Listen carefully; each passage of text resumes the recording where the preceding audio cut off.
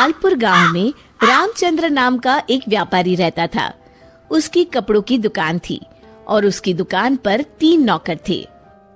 मोनू, तुम अपने घर गए थे ना? तुम्हारी बहन की शादी कैसी रही? बहुत अच्छे से हो गई मालिक। अगर आपने पैसों की मदद नहीं की होती तो पता नहीं क्या होता। ये तो सब ऊपर वाला करता है, मैं तो सिर्फ जरिया हूँ। रामचंद्र बहुत दयालु था और सबकी मदद किया करता था। मोनू भाई, सेठ जी कितने अच्छे हैं। मुझे भी माँ के इलाज के लिए कुछ पैसे चाहिए। मदद नहीं, बस एडवांस दिलवा दीजिए ना। अरे तुम खुद ही कह दो ना सेठ जी से, सेठ जी मना नहीं करेंगे। सबको इतनी आसानी से पैसे देते हैं? जरूर इस सेठ के पास बहुत ज्यादा पैसा है। अगर मैं कभी कुछ चुरा लूं तो इस सेठ को पता भी नहीं चलेगा और मैं माला माल हो जाऊंगा। एक दिन रामचंद्र जी को हाथ में चोट लग जाती है।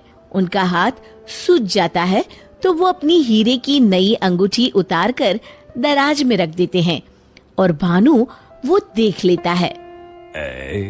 अब तेरी किस्मत बदलने वाली है भानु बेटा। अगर ये हीरे की अंगूठी तेरे हाथ लग गई ना तो ये लहंगा चोली के चक्कर में नहीं पड़ना पड़ेगा। अपनी भी एक दुकान होगी, तू भी दिन भर सेठ की कुर्सी पर बैठा रहेगा, तेरे आगे पीछे नौकर चाकर घूमेंगे। सोचते सोचते भानु सपने देखने लगता है। उसे ये सब दिखाई देने लगता है। ओ भानु, क्या सोच रहा है? चल खाना खाने चलते हैं, सेठ जी भी आराम कर रहे हैं। तुम लोग जाओ यार, मेरा मन नहीं है। क्यों? तेरी तबीयत तो ठीक है ना?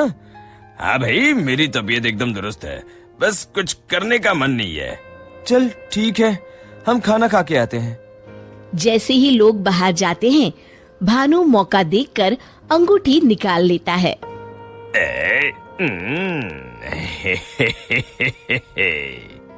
शाम के समय। आज का हिसाब खत्म करो बच्चों, अब दुकान बंद करने का समय हो गया है।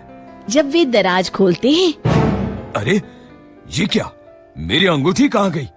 मोनू, भानु, भोला, तुम लोगों ने मेरी हीरे की अंगूठी कहीं देखी है क्या? कौन सी अंगूठी मालिक? क्या हुआ मालिक? अब कुछ नहीं, अब कल सुबह मिलते हैं। रामचंद्र रात भर सोचते रहते हैं। अगली सुबह। आज दुकान को दुल्हन की तरह सजाओ, हर आने जाने वाले का मुंह मीठा करवाओ, आज बड़ी खुशी का दिन है। ऐसी क्या बात है सेठ जी? दरअसल कई सालों पहले एक दिन मुझे एक हीरे की अंगूठी मिली। मैं उसे उठा के घर ले आया। उसी रात मुझे सपने में आकर एक बाबा ने श्राप दिया कि तूने पैसों के लालच में जो अंगूठी उठाई है, अब वही तेरा नुकसान करवाएगी। जब से वो अंगूठी मेरे पास थी, मुझे कहीं न कहीं घाटा होता रहता था। घर में कोई न कोई बीमार होता रहता था। पर कल वो अंगूठी किसी ने चुरा ली और वो चोर अंगूठी के साथ साथ श्राप भी ले गया। पर अगर ऐसा ही था तो आपने वो अंगूठी फेंक क्यों नहीं दी सेठ जी?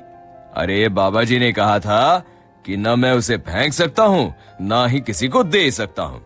बस मुझे इंतजार करना है कि कोई स्वेच्छा से वो अंगूठी मुझसे ले ले। तो क्या आपका श्राप मुझे मेरा मतलब उस चोर को लग जाएगा? बिल्कुल। अब वो बेचारा ना अंगूठी फेंक सकता है, न किसी को दे सकता है।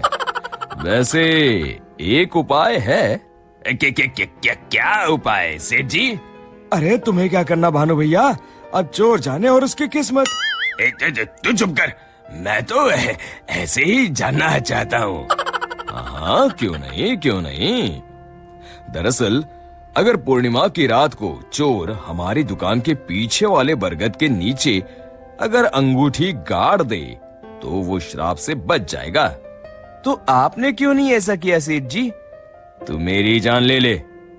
अरे भाई, मुझे ये उपाय अभी पता चला। कल पूर्णिमा है, कल मैं उस अंगूठी को गाड़ने वाला ही था। लो, कर लो बात, अब तो चोर गया काम से। भानु पसीना पसीना हो जाता है। रामचंद्र अगली रात बरगद के पीछे छुपकर बैठ जाते हैं। तभी उन्हें एक परछाई आती हुई दिखती है। जैसे ही वो परछाई पेड़ के नजदीक आकर गड्ढा खोदने लगती है, रामचंद्र जी सामने आ जाते हैं।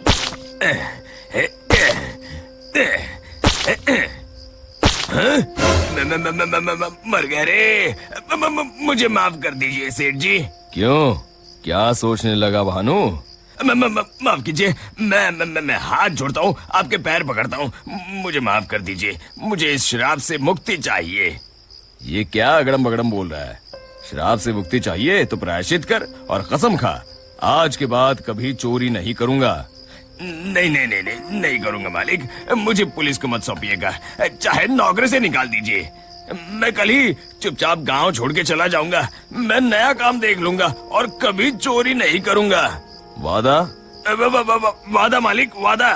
अरे भाई, अगर तुम वफादारी की कसम खाओगे तो मैं तुम्हें काम छोड़कर कैसे जाने दे सकता हूँ? आप सच में महान है मालिक, आप सच में महान है। महान तो वो ऊपर वाला है। अब चलो काम पर लग जाओ। शिक्षा, अगर किसी को अपनी गलती का एहसास हो जाए तो उसे माफ कर देना चाहिए।